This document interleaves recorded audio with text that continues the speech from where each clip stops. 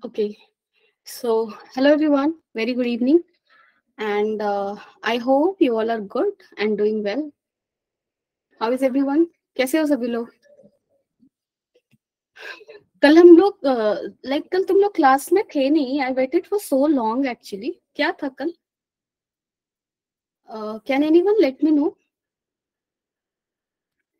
Like waited for 5:40 I guess. मैं सोच रही थी तुम लोग आ गए बट लोग आए नहीं. सो बिट सरप्राइज कि ऐसा क्यों.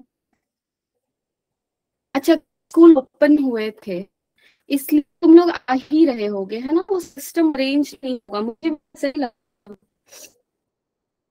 हाँ, चलो ठीक है. एक सेकंड. तो उन्नति क्लास अच्छे किया था ना? I remember. काम है. सो प्रीवियस क्लास में तुम लोगों ने क्या पढ़ा था? ही डिस्कस्ड अबाउट सुपरपोजिशन प्रिंसिपल, यानी कि जो मैंने पढ़ाया था लोगों को फोर्स कैलकुलेशन एंड ऑल, उनको डिस्कस किया था. डन. सो एक मैं रिवीजन कर रहा हूँ जो भी लोगों ने पढ़ा था उस चीज को. या my voice is not coming. Okay, just give me 1 second. Okay, एक काम करती हूँ, 1 second.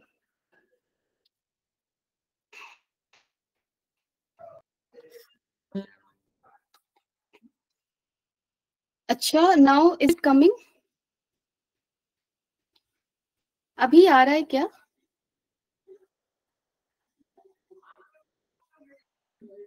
Okay, done done done. Okay, thank you.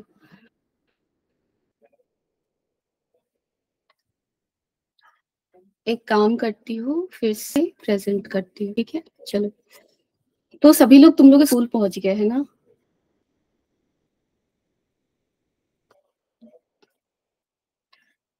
चलो, तुम लोग स्कूल पहुंचे और मैं घर पहुंच गई.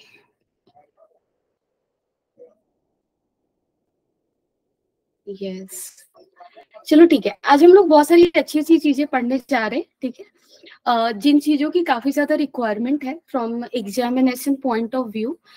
उन्नति, अब मैं काफी बेहतर हूँ यार, पहले से काफी बेहतर हूँ, इसलिए I thought to come home. है ना, अब घर पे हूँ तो I am okay. Thank you. चलो, तो हमने क्या पढ़ा था? हमने ग्रेविटेशनल फोर्स को पढ़ा था. ग्रेविटेशनल फोर्स क्या होता है अगर तुम लोगों को पता पता तो होगा definitely. So if there are two masses, ठीक है, अगर हमारे पास दो मासेस हैं और या दो से ज्यादा जो भी है, दो मासेस के बीच में जो फोर्स लगेगा, इनका सेपरेशन आर ले लो, इनके बीच में फोर्स लगेगा उसको क्या बुलाओगे? के.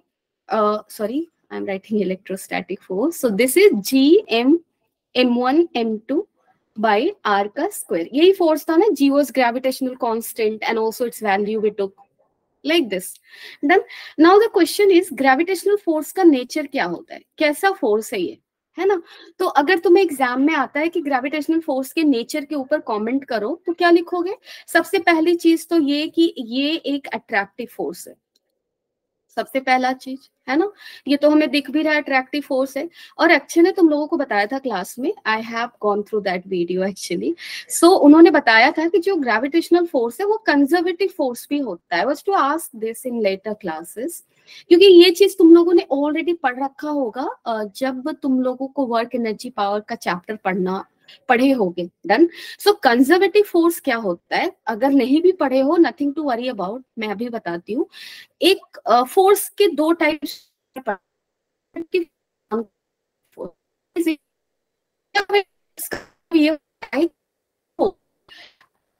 इफेक्ट में बॉडी को है. और ये पॉइंट कहाँ पहुंचती हूँ? बी पॉइंट पे. ठीक है. सो बी पॉइंट पे मुझे पहुंचना है. अब ए से बी पहुंचने के रास्ते कितने होंगे?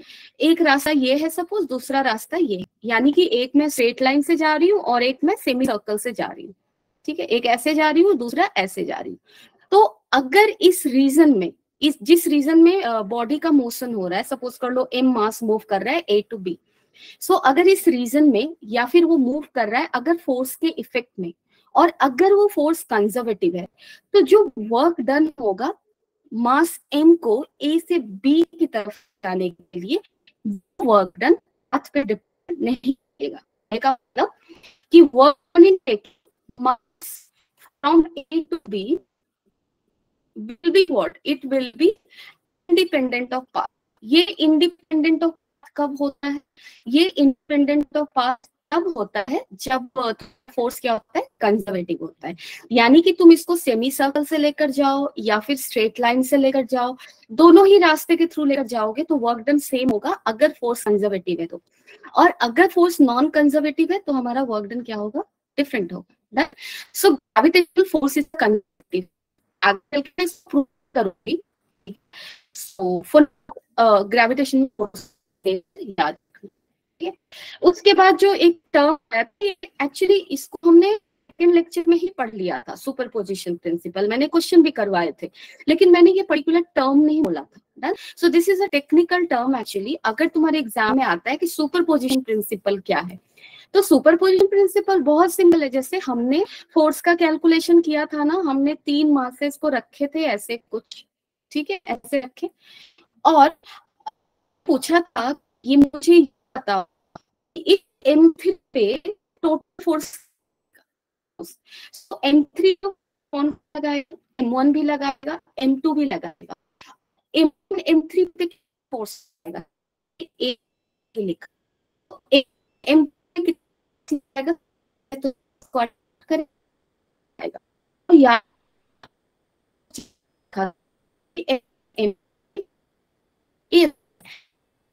जब M1 के फोर्स कैलकुलेट हो तब मैं M2 के बारे में सोच भी नहीं रही। मैं M2 इसी तरह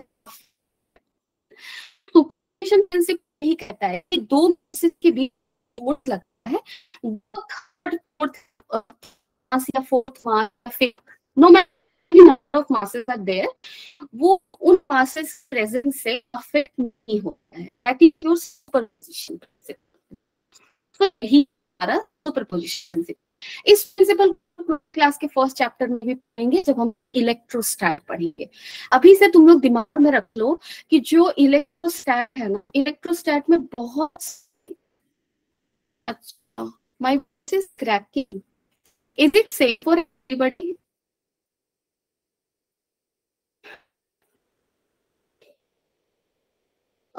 Is it okay? Maybe internet issue, I don't know।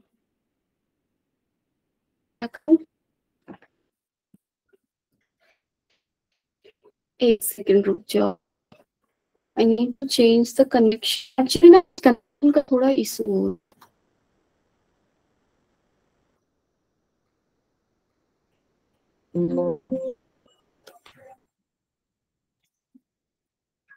एक second, give me some time please।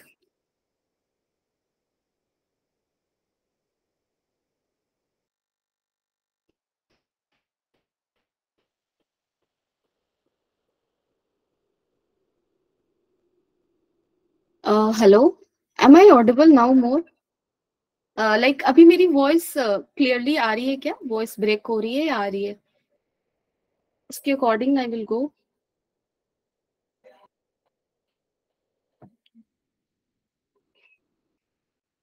अच्छा, now it's okay, just give me one more second, ठीक है।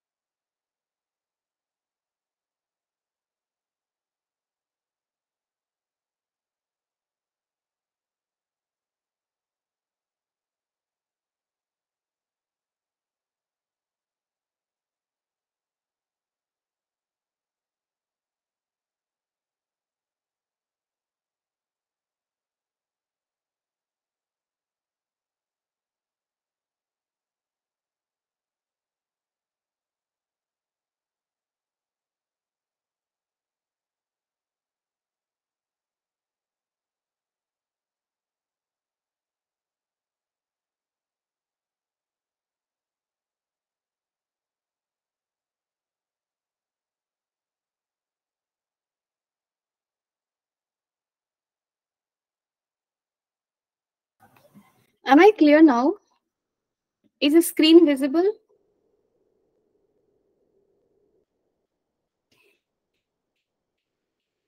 Sorry for this interruption, sorry. सो यहाँ पे सुपरपोजिशन प्रिंसिपल क्या बोलता है कि दो मासेस के बीच में जो फोर्स लगता है वो तीसरे और चौथे मासेस के प्रेजेंस से अफेक्ट नहीं होता, दैट्स इट, ठीक है, और कुछ भी नहीं है। अब देखो हम लोग आज एक बहुत ही इंपॉर्टेंट सी चीज को डिस्कस करने वाले थे, circular motion under the effect of gravitational force. यहाँ से क्वेश्चंस भी आते हैं, ठीक है। सो अगर हमारे पास दो मासेस है, ऐसे ले लो, सपोज कर लो ये M1 है और ये M2 है, ठीक है। सो जैसे मैंने एक बहुत ही अच्छा सा एक एग्जाम्पल दिया था कि अर्थ है, और अर्थ से जब हम लोग मून को देखते हैं तो मून हमें क्या दिखता है, रेस्ट में दिखता है, मून अर्थ की तरफ फॉल नहीं करता। जबकि अगर ये मून है और ये अगर अर्थ है तो अर्थ मून पे क्या लगाता है, ग्रेविटेशनल फोर्स लगाता है ना। और मून का मास अर्थ से कम है, उस केस में मून को ग्रेजुअली अर्थ की तरफ फॉल कर जाना चाहिए, बट नहीं करता। क्यों? क्योंकि मैंने तुम लोगों को बताया था कि ये जो मून है इसके पास एक वेलोसिटी होती है, और जिस वेलोसिटी, उस वेलोसिटी की वजह से ये अर्थ के चारों तरफ चलता है, देन सर्कुलर मोशन में जाता है। और ये जो ग्रेविटेशनल फोर्स है वो यहाँ पे सेंट्रीपिटल फोर्स की तरह काम करता है, ठीक है। उसी तरह से अगर तुम्हें कहीं क्वेश्चन में ये देता है कि सपोज कर लो दो मास है, ठीक है, और क्वेश्चन में ये लिखा हुआ है कि ये जो दोनों मासेस हैं ये under the effect of gravitational force circle में जा रहे हैं, सपोज दिस इज रिटन। तुमसे पूछेगा कि तुम ये बताओ कि कोई भी सपोज M1 मास की वेलोसिटी क्या होगी, डन।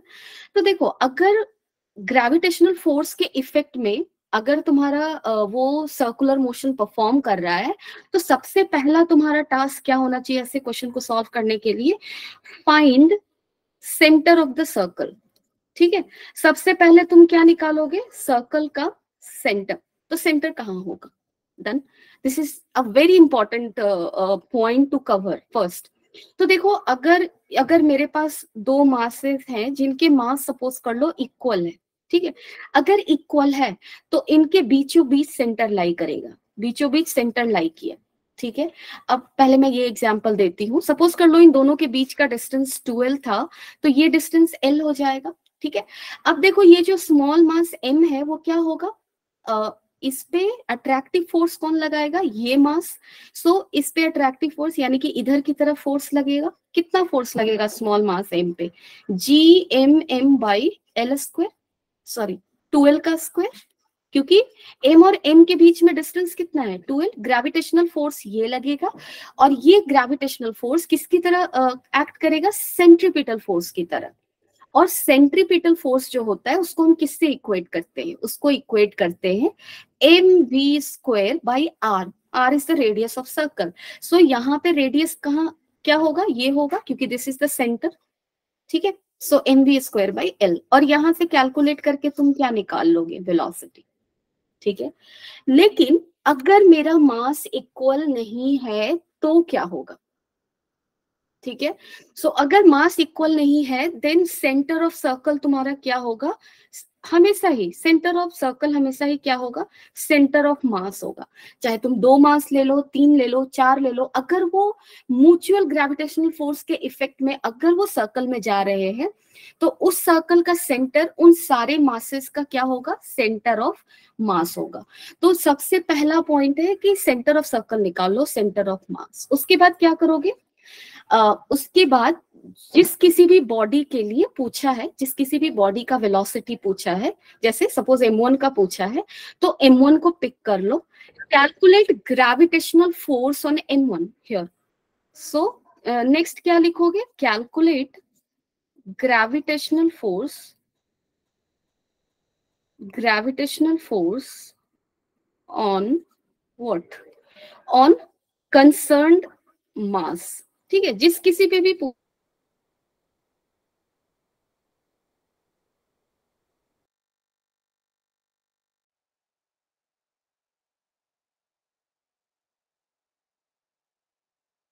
है उसको निकाल, एफ नेट जो तुम्हारा आया, सपोज यहाँ पे जो फोर्स आया वो एफ नेट है, तो एफ नेट को आप किससे कैलकुलेट करोगे, mv² से. Now r will be what, r will be, ये r क्या होगा, distance of concerned mass with centre of mass. Centre of mass से कंसर्न मास, जैसे यहाँ पे देखो, अगर M1 और M2 का सेंटर ऑफ मास यहाँ है, सपोज मैं एग्जांपल लेती हूँ, सपोज मुझे M1 का वैल्यू पता था, M2 का वैल्यू पता था, मैंने सेंटर ऑफ मास उसका निकाला, ठीक है, M1 M2 के बीच का डिस्टेंस भी दिया हुआ था, मैंने निकाला, मुझे ये मिला. ये सेंटर ऑफ मास अगर मिला तो M2 किस सर्कल में जाएगा, M2 ऐसे सर्कल में जाएगा जिसका सेंटर तुम्हारा ये होगा. तो इसका सेंटर किधर होगा, ये अगर सेंटर है तो M2 किस सर्कल में जाएगा, ये तुम्हारा सेंटर होगा. ठीक है, सही से बनाती हूँ, एक सेकेंड, थोड़ा सा टाइम दो. सो यहाँ पे देखो क्या होगा, M2 के लिए मैं ड्रॉ करी हूँ, ठीक है, केयरफुली ध्यान से देखना है. M2 के लिए सर्कल बना रही हूँ, M2 से सर्कल को पास करो, ठीक है, और सेंटर क्या होगा, सेंटर होगा ये सेंटर ऑफ मास. सिमिलरली अगर M1 के लिए तुम डिफाइन कर रहे हो ना, तो उसके लिए रेडियस तुम्हें क्या लेना है, रेडियस ये होगा, ठीक है. अब इसके लिए ऐसे सर्कल बना लो, तो ये कुछ ऐसा हो. अब समझ गए? किसी को डाउट है इस चीज में तो बताओ.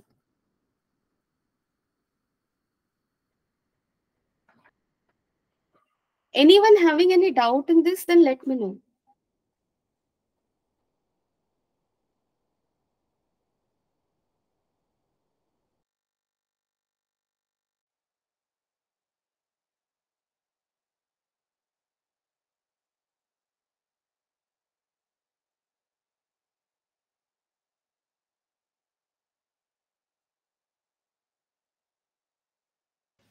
Okay, one no I got, others please.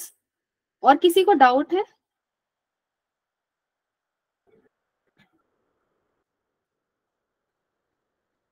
Okay, किसी को डाउट नहीं. Okay, so we can move ahead, right? चलो ठीक है. अब देखो आगे के लेक्चर्स में, सॉरी आगे की स्लाइड्स में I will show you like gravitational motion under the effect of gravitational force. यहाँ पे एक मैंने लाइन खींचा है. सो यहाँ पे अगर M1 है, यहाँ अगर M2 है, सेम सेंटर ऑफ मास निकालेंगे. सेंटर ऑफ मास निकालना आता है ना सबको? कितने लोगों को नहीं आता है सेंटर ऑफ मास निकालना, ये बताओ पहले मुझे.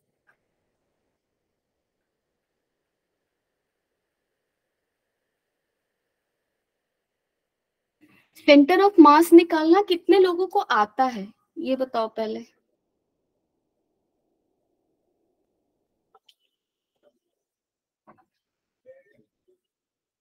नहीं आता है तो भी बताओ.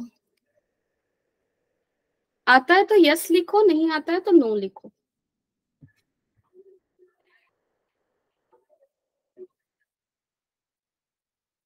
Okay, Unnati yes. Others? Jaydeep, Pragya, others please.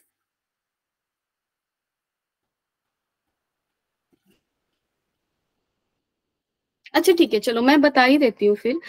Centre of mass हम कैसे निकालते हैं, सपोज कर लो ऐसा कुछ एक, पहले तो तुम्हें कोऑर्डिनेट सिस्टम बनाना होगा, यानी कि कोई एक ऐसा पॉइंट जहां से तुम डिस्टेंस को मेजर करोगे, ठीक है. तो सपोज मैंने यहाँ से डिस्टेंस मेजर किया, डन. अगर दो मास सिस्टम है तो कैसे सेंटर ऑफ मास निकालेंगे, सपोज कर लो M1 और M2 के बीच का डिस्टेंस मुझे दिया हुआ है 2 मीटर, ठीक है. M1 का वैल्यू है तुम्हारा 1 kg सपोज, और M2 का वैल्यू है 2 kg सपोज. सो नाउ अगर मुझे सेंटर ऑफ मास निकालना है तो सपोज मैंने क्या ले लिया, M1 को ओरिजिन ले लिया. किसी को भी एक ओरिजिन ले सकते हो, कहीं भी ले सकते हो. मैंने M1 को लिया ताकि कैलकुलेशन करने में इजी हो, ठीक है. सो अगर मेरा M1 सेंटर ऑफ ओरिजिन है, मींस ओरिजिन पॉइंट है, तो सेंटर ऑफ मास कैसे लिखोगे, xcm. सो M1 का x कोऑर्डिनेट क्या होगा, ये ओरिजिन पे है, इसका x कोऑर्डिनेट हो जाएगा 0 0, ठीक है. और M2 मास तो तुम्हारा x एक्सिस पे होगा, अगर इसको ओरिजिन माना है तो ये y एक्सिस होगा, ये x एक्सिस होगा, ठीक है. सो xcm क्या होगा, M1 x1, फॉर्मूला क्या है, M1 x1 plus M2 x2 divided by M1 plus M2, this is the formula. So x1 क्या है, M1 का x कोऑर्डिनेट, x2 क्या है, m2 का x कोऑर्डिनेट, ठीक है। अब यहाँ पे वैल्यूज पुट करो, सो m1 का x कोऑर्डिनेट क्या है 0, m2 का x कोऑर्डिनेट तुम्हारा क्या है, m2 का x कोऑर्डिनेट है 2, और उसके बाद क्या रखोगे, m1 प्लस, डिवाइड किससे करोगे, m1 प्लस m2। तो अब देखो वैल्यूज पुट कर दो, m2 का वैल्यू क्या लिया है तुमने 2 kg, so 2 into 2 divided by 2 plus 1 that is m1 plus m2, so this is 4/3 something like that, ठीक है।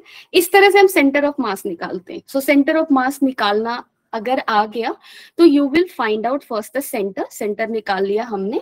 सपोज करो m1 की वेलोसिटी मुझे निकालनी है, तो मैं क्या करूंगी, m1 के लिए पहले तो सर्कल बनाऊंगी। सो सेंटर किसको मानना है, सेंटर ऑफ मास को बना लिया मैंने। अब क्या निकालूंगी, फोर्स m1 और m2 के बीच में फोर्स कितना होगा, g m1 into m2 that is 1 kg into 2 kg divided by दोनों के बीच का डिस्टेंस दैट इज 2 का स्क्वायर। सो दिस इज फोर्स, और इस फोर्स को किससे इक्वेट करना है, m1, क्योंकि 1 के लिए हम निकाल रहे हैं, इनटू v का square that is v is the velocity of m1 by r। और m1 से ये डिस्टेंस कितना आया है, देखो हमने m1 से निकाला है ना ये, क्योंकि m1 को हमने ओरिजिन माना है। सो एक cm का जो वैल्यू भी आया है वो m1 से आया है, तो ये डिस्टेंस कितना होगा 4/3। सो यहाँ क्या लिखोगे 4/3। देन m2 के लिए अगर कैलकुलेट करोगे तो ये डिस्टेंस निकालोगे, कितना हो जाएगा 2 - 4/3। So that way you will calculate. I hope we have a question in the end. So I hope it is clear. अभी देखो एक काम करते हैं, circular motion under the effect of gravitational force. अब ये मैंने क्या ड्रॉ किया है, सपोज कर लो तुम्हें क्वेश्चन में ये दिया हुआ है कि देयर आर 3 मासेस और तीनों ही इक्वल मासेस है। जनरली क्वेश्चन सिमेट्रिकल आता है, ठीक है। सो यहाँ पे तीनों ही इक्वल मासेस है, ये इक्विलेटरल ट्रायंगल है, ठीक है। अब तुमसे पूछेगा कि कोई भी एक मास का वेलोसिटी बताओ, क्योंकि सारे ही मासेस सेम है तो किसी को भी पिक करो सेम आएगा। सो उसकी वेलोसिटी निकालनी है। सबसे पहले क्या निकालोगे, centre of circle. Centre of circle कहाँ होगा, सेंटर ऑफ मास पे। अब देखो ये तीनों सिमेट्रिकल, ये तीनों का मास इक्वल है, और ये जिस चीज पे रखा हुआ है वो भी एक सिमेट्रिकल बॉडी है, एक इक्विलेटरल ट्रायंगल है ये, राइट। इक्विलेटरल ट्रायंगल का सेंटर कहाँ होगा, उसका सेंट्रॉइड, राइट। सो उसका सेंट्रॉइड। अब इस चीज को सपोज करो मैंने इस मास को फोकस किया है, ये वाला हाइट, ये डिस्टेंस क्या हो जाएगा, रेडियस। सो इस रेडियस का एक क्या बनाओगे, सर्कल। सो यहाँ पे मैंने वही किया है, यहाँ पे एक मास m है, ये m है, ये m है। अगर ये मासेस म्यूचुअल ग्रेविटेशनल फोर्स की वजह से अगर सर्कल में जा रहे हैं तो उनके सर्कल का सेंटर कहाँ होगा, ट्रायंगल के सेंट्रोइड पे, क्योंकि वही उसका सेंटर ऑफ मास होगा, राइट। अब यहाँ पे देखो सेंटर मिल गया मुझे। अब नेट फोर्स निकालना होगा। सो m मास पे फोर्स किधर लगेगा। अब देखो इतना तो दिमाग में तुम लोग को वाइजली चलना पड़ेगा कि अगर सेंटर ये है और अगर ये m मास सर्कल में जा रहा है तो डेफिनेटली इस पे net force towards the centre लग रहा होगा, क्योंकि this is uniform circular motion, ठीक है। सो इस m मास पे 2 फोर्स लगेंगे, एक इसकी वजह से, एक इसकी वजह से। तो इसकी वजह से फोर्स इधर लगेगा, इसकी वजह से इधर लगेगा, और ये दोनों ही फोर्सेस का मैग्नीट्यूड इक्वल होगा, है ना, क्योंकि ये भी m का कॉम्बिनेशन है, ये भी m का कॉम्बिनेशन है। जितना ये डिस्टेंस है वही ये डिस्टेंस है। So if this force is f in magnitude, this is also f in magnitude, only their direction is different. अब इन दोनों को ऐड करोगे, मैंने ये भी तुम लोगों को बताया था कि अगर 2 वेक्टर इक्वल है, अगर 2 वेक्टर इक्वल है, डायरेक्शन अलग अलग है, तो इनका जो रिजल्टेंट होगा, जो एडिशन होगा, वो कहां से पास करेगा, एंगल बाइसेक्टर से। तो इन दोनों का रिजल्टेंट एंगल बाइसेक्टर, यानी कि ये लाइन हो गया, ठीक है। सो नेट फोर्स निकाल लोगे, जो अभी तक तुम लोगों ने क्वेश्चन में किया है actually, so that we can do here, right. After that what we will do, same thing, F net को mv²/r से क्या करेंगे, इक्वेट करेंगे, ठीक है। चलो मैं लास्ट में पूछूंगी, किसी को डाउट है यहाँ पे, बताओ सेंटर कहाँ होगा।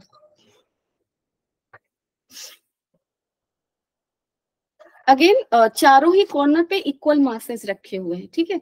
ऐसा तुम्हें अज्यूम करना है कि चारों ही कॉर्नर्स पे जो मास रखे हुए हैं वो इक्वल है। तो सेंटर ऑफ सर्कल कहाँ होगा, and this is a square, ठीक है। ये जो चीज है वो क्या है, तुम्हारा स्क्वायर है। डन। सो अब मुझे बताओ कहाँ होगा सेंटर।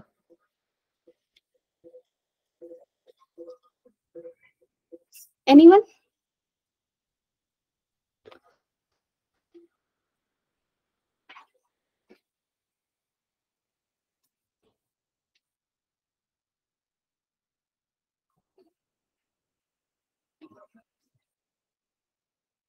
किसी को पता है सेंटर कहाँ होगा?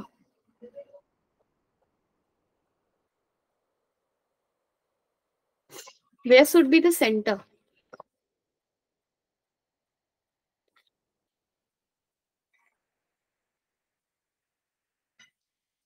कहाँ होगा?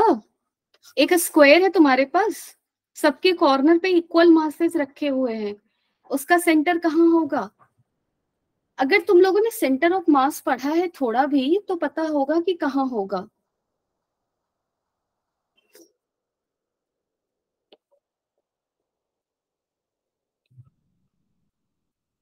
Am I Audible?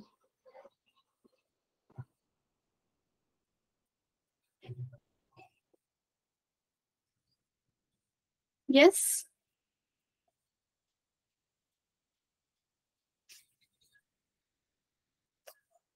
देखो एक चीज तुम लोग ध्यान से देखो, जो तुम्हारा अगर तुम्हारा ट्रायंगल है, ज्योमेट्रीज अगर तुम लोग देखे होगे, तो ट्रायंगल के लिए सेंटर ऑफ मास कहाँ होता है?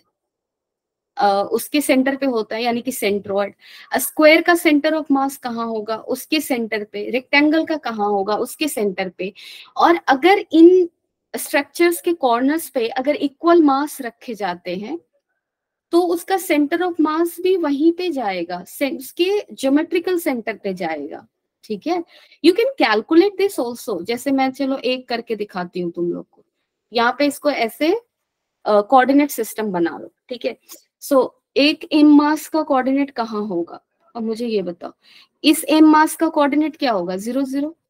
ये ए लेंथ का अगर स्क्वायर है तो इस एम मास का कोऑर्डिनेट क्या होगा? एक्स होगा ए, वाई होगा 0।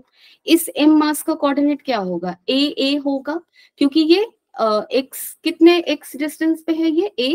और कितने वाई डिस्टेंस पे है? ए। सो ए। इस मास का कोऑर्डिनेट क्या होगा? ये होगा 0 a, क्योंकि एक्स कोऑर्डिनेट 0 होगा, वाई कोऑर्डिनेट ए होगा। एक काम करो, एक्स सीएम निकाल लो इस पूरे मास का। एक्स सीएम निकालोगे तो क्या लिखोगे? m1 x1 plus m2 x2 plus m3 x3 plus m4 x4 divided by total sum of the masses. चलो m1 इसको माना है 1, ऐसे में जा रही हूँ, ठीक है। m1 m2 m3 m4, done.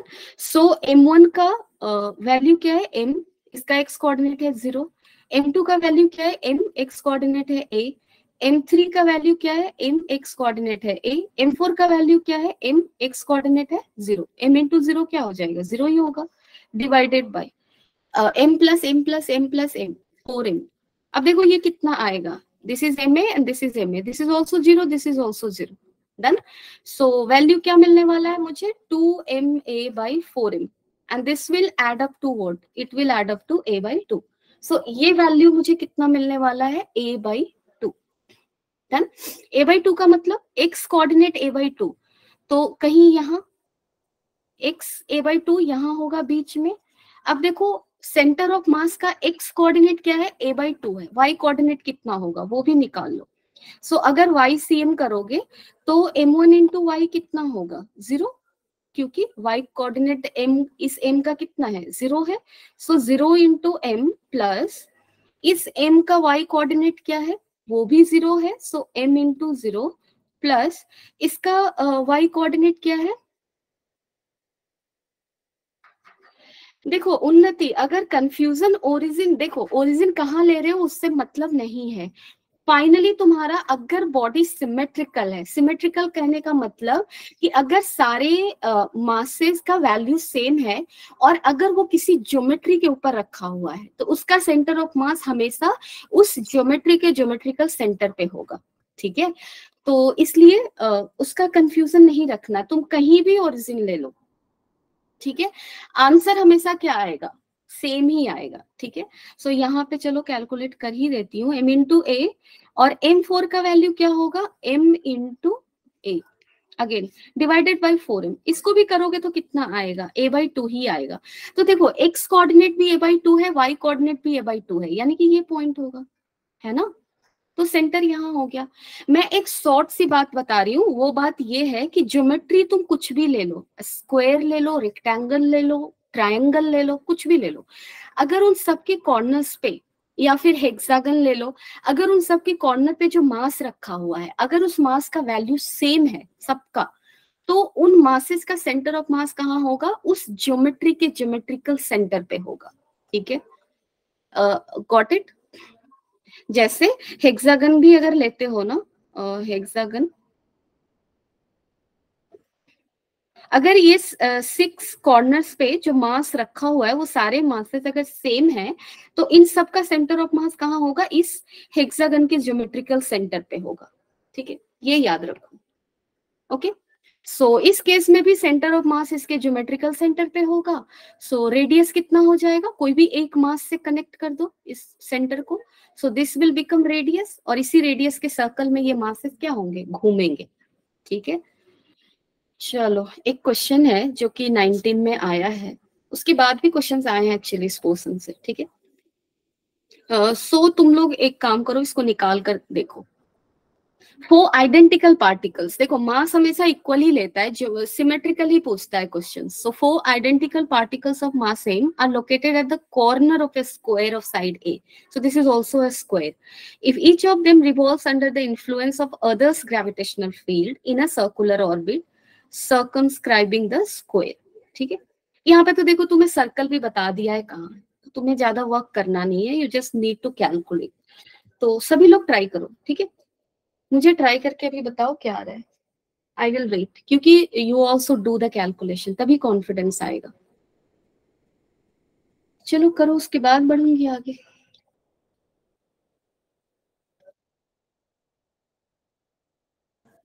Take some 2 minutes, don't worry, I will give you time.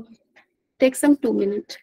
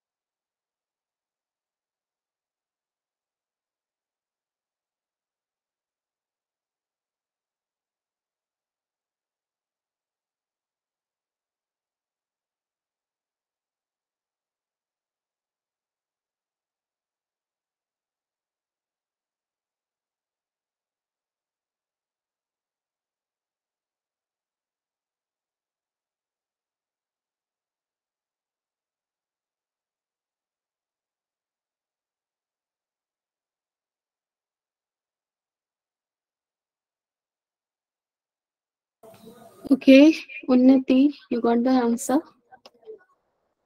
Okay, done, good.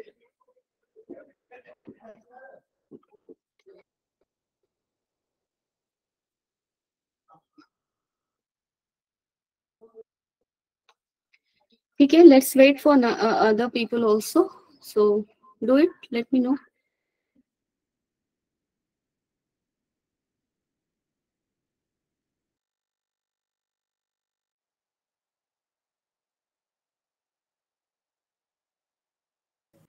Okay प्रज्ञा,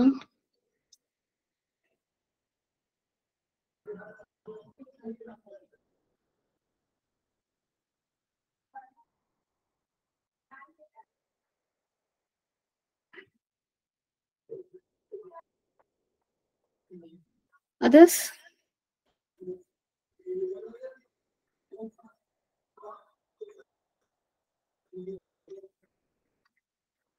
सभी लोग ट्राई करो please.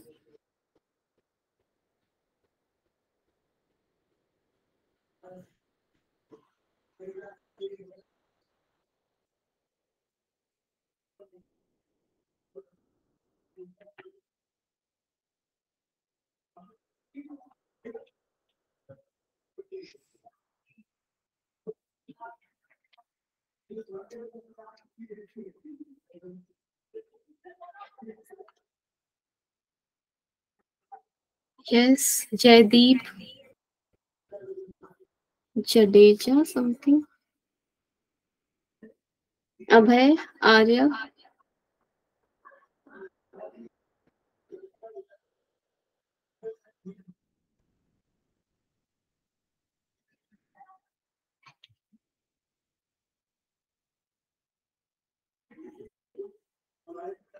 okay done, then let me try.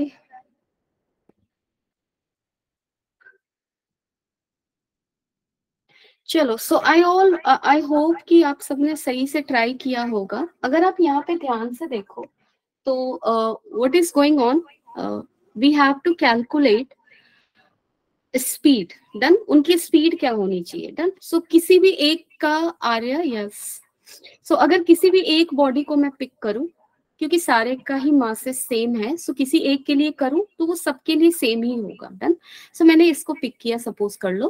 Again चारों कॉर्नर पे सेम मास रखा हुआ है, तो इसका सेंटर कहाँ होगा? इसके ज्योमेट्रिकल सेंटर पे, यानी कि ये हुआ।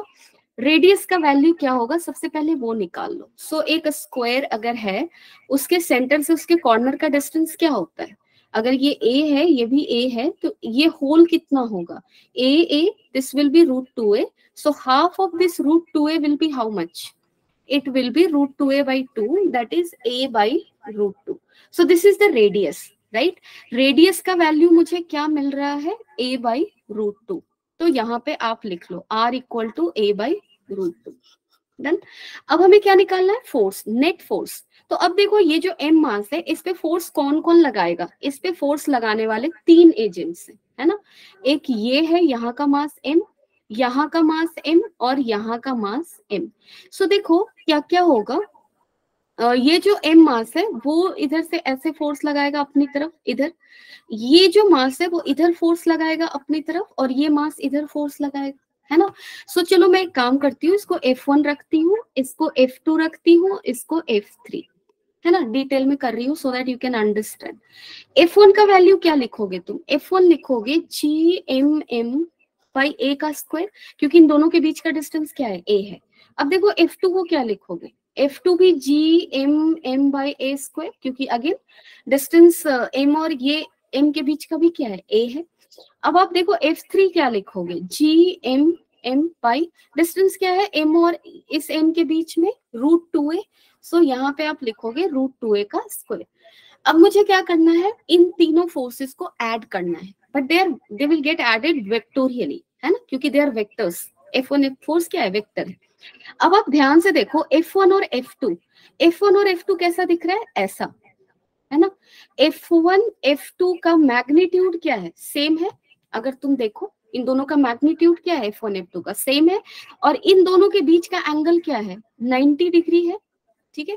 इन दोनों के बीच का एंगल क्या है? 90 डिग्री है। डन, अगर 90 डिग्री एंगल है और इक्वल वेक्टर्स है, सो इक्वल वेक्टर्स का रिजल्टेंट क्या होगा? F1 प्लस F2 की मैं बात कर रही हूँ।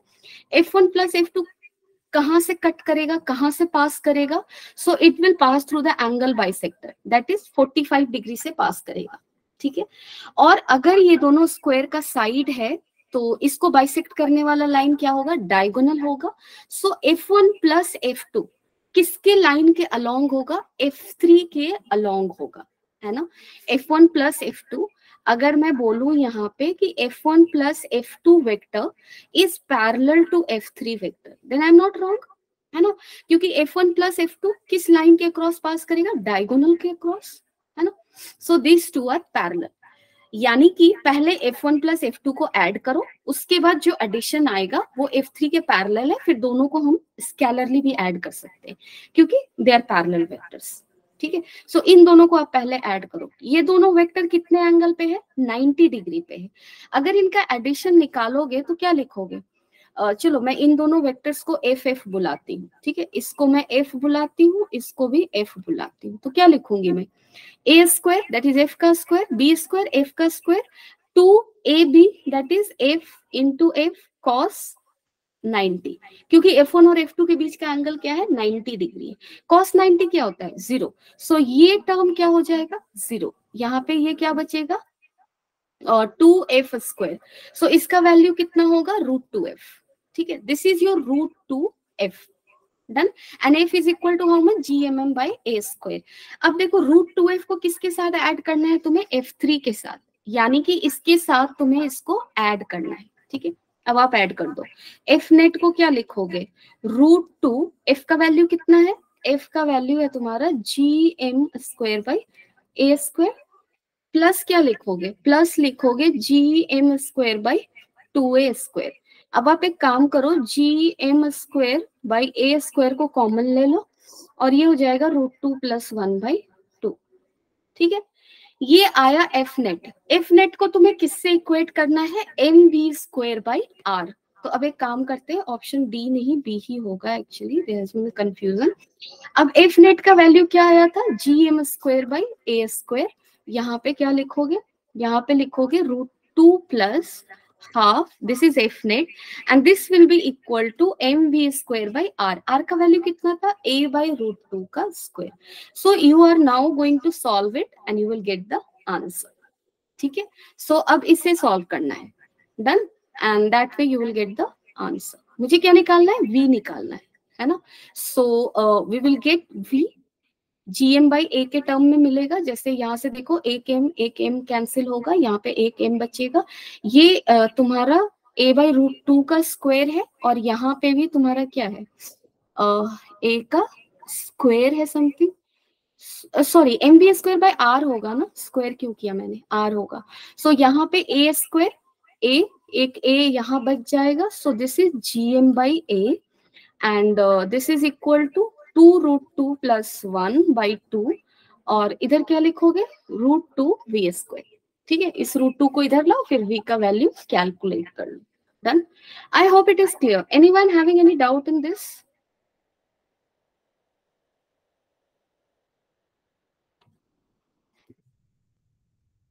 Anyone having any doubt in this? Okay, done. चलो ठीक है. Others left, I don't know, network issues maybe. Now, in the next class, what we are going to read? Acceleration due to gravity on the earth. अब देखो इसका मैं background यहाँ पे set कर लेती हूँ. Actually क्या है, जैसे अभी अभी हमने पढ़ा कि अर्थ है, अर्थ के पास बहुत हेवी मास है, so heavy mass m earth, and इसके सराउंडिंग में अगर कोई भी एक बॉडी है जिसका मास सपोज कर लो m है, ये अर्थ इस m मास को अपनी तरफ क्या करेगा, अट्रैक्ट करेगा, क्योंकि ग्रेविटेशनल फोर्स लगेगा। और अगर ये मास ऐसे रखा हुआ है, मींस ये अर्थ के अराउंड सर्कल में नहीं घूम रहा, तो because of that force it will fall down, है ना, down means towards the earth. अब देखो इन दोनों के बीच में फोर्स क्या लगेगा, gmm बाई a स्क्वायर, और ये फोर्स की वजह से क्या होगा, ये बॉडी नीचे की तरफ फॉल करेगा, डन। सो ये फोर्स किसके बराबर होगा, इस जब ये बॉडी फॉल करेगा इसका कुछ एक्सेलरेशन होगा। So force is equal to what, अगर एक मास है जो कि a एक्सेलरेशन से एक्सेलरेट कर रहा, तो उस पे जो फोर्स लग रहा है वो किसके बराबर होता है, मास इनटू एक्सेलरेशन। तुम लोग पढ़े हो ना डायनेमिक्स में, क्या पढ़े होगे, ये पढ़े हो कि जो नेट फोर्स बॉडी पे लगता है वो किसके बराबर होता है, मास of body into acceleration of body, ये पढ़े हो। सो यहाँ पे जो मास m है, अगर वो एक्सेलरेट कर रहा है डाउनवर्ड डायरेक्शन में a से, तो इस पे जो नेट फोर्स लगेगा वो भी डाउनवर्ड डायरेक्शन में लगेगा, और कितना लगेगा ये तो हमें पता है, ग्रेविटेशनल फोर्स है gmm/a², और ये नेट फोर्स किसके बराबर होगा, mass of this body into acceleration in the same direction. ठीक है, चलो डन है। सो यहाँ पे भी सेम चीजें हम करने वाले हैं। अब देखो, चलो थोड़ा कर लेते हैं, फिर से कल इसको रिपीट करेंगे, कोई डाउट नहीं है। अब यहाँ पे देखो क्या हो रहा है, अर्थ है, ठीक है, ऐसे राउंड राउंड जा रहा है, गोल गोल घूम रहा है, मास ऑफ अर्थ एम है, रेडियस ऑफ अर्थ क्या है, आर ई है। सपोज कर लो यहाँ पे एक मास है, ठीक है, ये मास किस में है, रेस्ट में दिख रहा है यहाँ पे, ठीक है। अब देखो इस पे अगर तुम इस पे क्या लगाओगे, नेट फोर्स, अगर इस पे इक्वेशन लिखोगे, जैसे तुम लोग पढ़े भी होगे, सपोज कर लो मैं इस सरफेस पे खड़ी हूँ, मैं इस सरफेस पे खड़ी हूँ, तो अगर मुझ पे लगता हुआ सारे फोर्सेस को अगर तुम्हें लिखना है तो तुम कैसे लिखते हो, ऐसे ही लिखते हो ना कि जो सरफेस है, जो ये सरफेस है, वो इस पर्सन पे एक नॉर्मल फोर्स लगाएगा। जैसे अगर तुम किसी सरफेस पे खड़े हो तो तुम उस सरफेस को डाउनवर्ड डायरेक्शन में प्रेस कर रहे हो, है ना, so you are applying a force on the surface, and surface will also apply a force on you in the opposite direction, Newton's third law, and that is normal reaction. ठीक है, so इस पे एक normal reaction लगेगा upward direction में, और since ये अर्थ के सरफेस पे है, अर्थ भी इसको डाउनवर्ड डायरेक्शन में फोर्स लगाएगा, ठीक है, ग्रेविटेशनल फोर्स। और अगर ये पर्सन रेस्ट में है तो ये नॉर्मल रिएक्शन इस ग्रेविटेशनल फोर्स के क्या होने चाहिए, बराबर होने चाहिए। ठीक है, तो चलो यहाँ कुछ देखते हैं। Force acting on this body is equal to how much. अब देखो ये अर्थ के सेंटर से कितने डिस्टेंस पे है, आर ई डिस्टेंस पे है। ठीक है, सेंटर क्यों ले रहे हैं, क्योंकि अर्थ का मास है एम। अब ये सारा मास कहाँ कंसेंट्रेटेड होगा, इसके सेंटर पे, ऐसा अज्यूम कर सकते हैं। तो हम कह सकते हैं कि ये टू बॉडी प्रॉब्लम है। अर्थ, एक बॉडी अर्थ है जिसका सेंटर ऑफ मास यहाँ है, और दूसरा मास ये पॉइंट मास है, और इनके बीच का डिस्टेंस क्या है, आर ई है। तो इनके बीच का फोर्स क्या लगेगा, gmem/re²। अब देखो ये फोर्स को हम क्या कहते हैं, इस फोर्स को हम वेट कहते हैं। अर्थ जो हम पे फोर्स लगा रहा है, हमें जिस फोर्स से अर्थ अट्रैक्ट कर रहा है, उस फोर्स को क्या कहते हैं, कहते हैं वेट ऑफ द बॉडी। और वेट को हम हमेशा हम कैसे लिखते हैं, mass of body into some term G, small G, आगे डिफाइन करेंगे ये क्या है। तो देखो जी को हम क्या बोलते हैं, एक्सेलरेशन ड्यू टू ग्रेविटी। ठीक है, सो ये जो फोर्स एफ है इसको बुलाएंगे वेट ऑफ द बॉडी, और ये वेट ऑफ द बॉडी को किस टर्म में लिखते हैं, mass into acceleration due to gravity. अगर इसको इससे कंपेयर करोगे तो जी का वैल्यू तुम्हें मिल जाएगा, क्या मिलेगा, mg इक्वल टू दिस। तो g का वैल्यू मुझे सरफेस ऑफ अर्थ पे क्या मिलेगा, gme/re²। कहने का मतलब वी आर जस्ट सिंप्लीफाइंग। हम लोग अगर अर्थ के सरफेस पे खड़े हैं तो तुमसे पूछता है फोर्स कितना है लग रहा है तुम पे, ये बताओ, तो तुम g का वैल्यू पुट करोगे, me पुट करोगे, m पुट करोगे, re² पुट करोगे, कैलकुलेशन बहुत लेंदी होगा। अगर मुझे एक g, स्मॉल g का वैल्यू पता है, तो मुझे अगर वेट ऑफ बॉडी बताना है तो मैं क्या करूंगी, weight of mass of body into G कर दूंगी, है ना। और जी का वैल्यू कितना आ रहा है, gme/re², एंड दिस जी का वैल्यू पुट करके हम लोग वेट निकाल सकते हैं। So we will discuss on it so much ahead in the classes. Okay, so कल के क्लास में, कल तो नहीं, मंडे के क्लास में we are going to discuss on it. Okay, चलो, today actually I was a big confuse कि तुम लोग क्लास आओगे या नहीं आओगे, so I was not that much in mind makeup, और in my mind it was not so much कि you people are going to come, so थोड़ा सा सरप्राइज था।